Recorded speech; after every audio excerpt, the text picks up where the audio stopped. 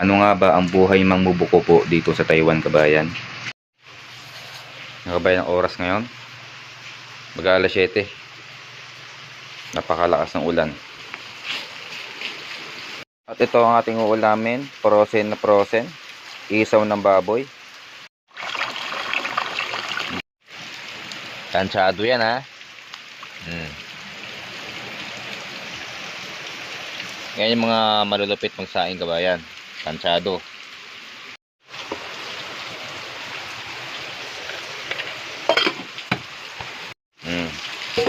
Palambot.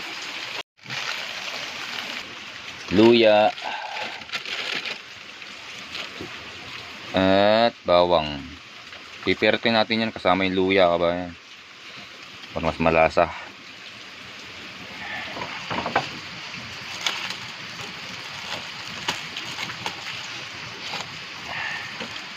Yan, discarding pinuya tayo. Sibuyas, gusto ko yung puti. Kalamansi, meron. Tanglad, meron din. Tatanglaran natin yan para masarap. Gusto nyo mag-beer, meron. Kape, margarine. Rice vinegar ng Taiwan, kabayan. Masarap yan. Rice vinegar. Wanja Shan. Pampalambot ng karne.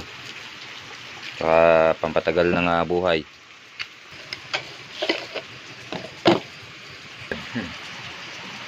Uy, galing oh.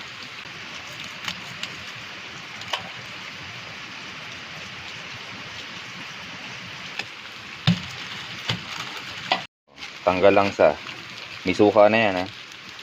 Siyempre, Kikoman.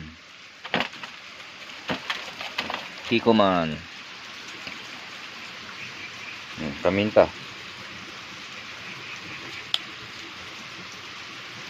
Black pepper powder.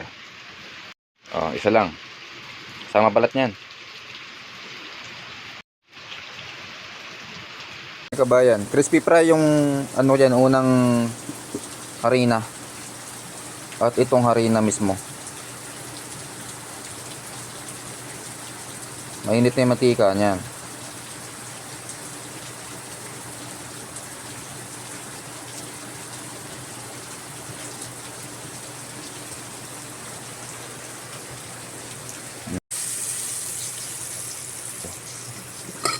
Sarap. Ito, kabayan, isang peraso na lang. Malambot na po, sarap. Kaya mas maganda na pakuluan muna siya, kabayan. So, wala na laman. Higib tayo ron.